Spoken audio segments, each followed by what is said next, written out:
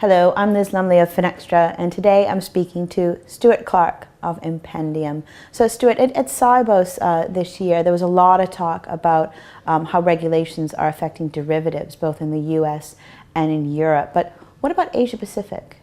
So the Asia Pacific regulators have not been quiet. They have been following what's been happening in the US with the CFTC reporting and also with ESMA and EMIR. And each of the local countries, so Australia, Hong Kong, Japan and Singapore, have all got regulations either in place or coming into place over the next 12 to 24 months. In Japan, they're already live. In fact, they're one of the most advanced countries in terms of central clearing and also regulatory reporting. The Australian regulator, the ASIC, is due to commence reporting and clearing in 2014. In Singapore, they're currently looking at the legal framework, but again, they expect that to be in by 2014. And likewise, in Hong Kong, they're actually already live for testing purposes for their reporting platform, and will also expect to get reporting in from 2014.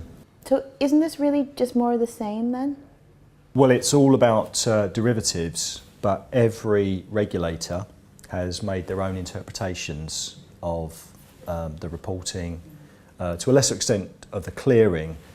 So if you've got a solution that you're using in the US, it just won't be adequate to take care of Europe and then Australia, etc., etc. Can you give us some examples?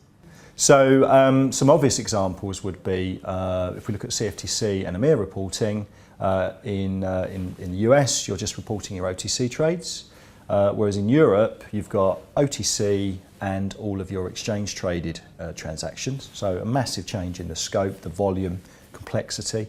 Similarly, within EMIR you have to report both sides of the trade, so both the buy side and the sell side will need to report.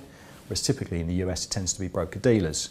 Now when you go into Asia Pacific, the ASIC, the Australian regulator, is currently deliberating whether they want to follow the US approach or the European approach.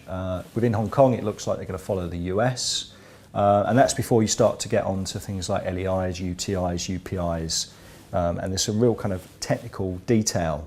And as I was reading one article a few months ago, it's all about the small print, and if you get that wrong it can have major impact on what you do, when you do it and how you do it. So is this going to impact all firms? So certainly all financial services organisations are going to have a massive requirement to do this, regardless of whether they trade 1, 10, 50 OTC trades. But what we're also seeing now is a lot of non-financial organisations, large shipping firms, energy companies, utility power companies, whilst they may not historically have been an organisation that's regulated, that needed to provide this type of information, they're almost becoming regulated by the very fact that they have to report this information to the regulator. And whilst they can look to give up that responsibility in terms of actually someone doing the reporting for them, they still hold the overall responsibility with the regulator to do that reporting. So if I was a large corporate or a shipping firm and I was trading in a large amount of derivative transactions, I personally wouldn't feel comfortable relying on each of my counterparties to be able to report not just the trades but all the life cycle information, and then be able to turn around and say to my local regulator, here is everything.